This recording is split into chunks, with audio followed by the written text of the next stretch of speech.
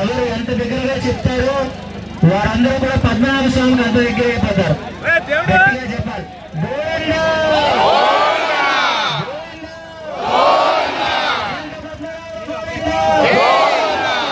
చాలా సంతోషం. మరి ఈరోజు 60 సంవత్సరాల ఆగిపోయినటువంటి ఈ యొక్క తెప్పోత్సవం కిందటి సంవత్సరం మనం ప్రారంభించుకున్నాం. ఇది 2వ సంవత్సరం జరుగుతూ ఉంది.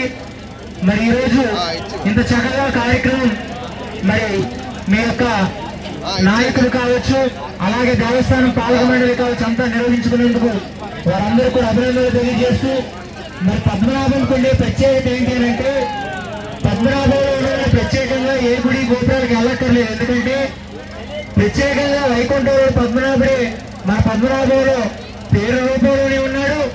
దేవస్థానంలో కూడా మనందరి కోసం కూడా మన లలయాలను కాపాడు రక్షించడానికి స్థిరంగా కొలువై ఉన్నాడు. కాబట్టి మరి ఏదైనా దగ్గర అయితే ఎక్కువైతే రోడ్డు తక్కువ అయిపోతుంది అన్నట్టు మన వాళ్ళు నిర్లక్ష్యం చేస్తున్నారు. కానీ ఎవరైతే పద్మనాభ స్వామిని వేడుకుంటారో వారందరి జీవితాలు కూడా 3 పువ్వులు 6 కాయలు, వారందరి పనులన్నీ కూడా 3 పనులు 6 కాసులుగా ఉంటాయి. కాబట్టి మరి తెప్పోత్సవం ఏదైతే ఉందో మీరు బాగా గమనిస్తే చిన్న రాయి పెట్టేసిన నీటిలో మునిగిపోద్ది, కానీ ఎంత పెద్ద చెక్కను పెట్టినా కూడా నీటిలో తేలిపోద్ది.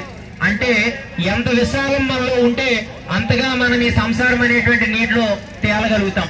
మరి ఎవరైతే తెప్పోత్సవం చూస్తారో వారందరి జీవితాల్లో కూడా తిప్పులన్నీ కూడా తొలగిపోయి వారందరి జీవితాలు కూడా ఆనందంగా ఉంటాయి. కాబట్టి మరి తెప్పోత్సవం జరిగినంత వరకు కూడా ఏవో లేనిపోయిన ఆలోచనలు చేయకుండా, అక్కర్లేని మాట్లాడకుండా చక్కగా గోవిందనామస్మరణే చేస్తూ ఆ వైకుంఠంలో ఉండేటువంటి శ్రీనివాసుడు, తిరుపతిలో ఉండేటువంటి శ్రీనివాసుడు మనందరి కోసం కూడా వచ్చి పుష్కరంలో మనందరం కూడా చుట్టూ నిలబడితే మనందరూ కూడా చుట్టూ కూర్చొని ఉంటే చుట్టూ ఆయన ప్రార్థిస్తే మనందరి మొరలు వినడానికి ఆయన తెప్పోత్సవాలు ఇప్పుడు మనందరినీ చూస్తాడు. కాబట్టి చక్కగా అందరూ కూడా గోవింద గోవింద అని నమస్మరణ చేస్తూ చక్కగా కార్యక్రమం అయినంత వరకు కూడా అందరూ ఓపికతో భక్తి శ్రద్ధలతో ఉండాలని తెలియజేస్తూ మరి కార్యక్రమానికి సహకరించిన మీ అందరికీ కూడా పేరు పేరున అభినందనలు ఆశీర్వాదాలు తెలియజేస్తూ మరి కార్యక్రమాన్ని నిర్వహించినటువంటి మీ ఎంపీపీ గారు, మరి అలాగే తదితర నాయకులు, మరి అలాగే ఈ కార్యక్రమాన్ని ఎక్కడ ఎటువంటి ఆటంకం లేకుండా జరిపిస్తున్నటువంటి పోలీస్ సిబ్బందికి కూడా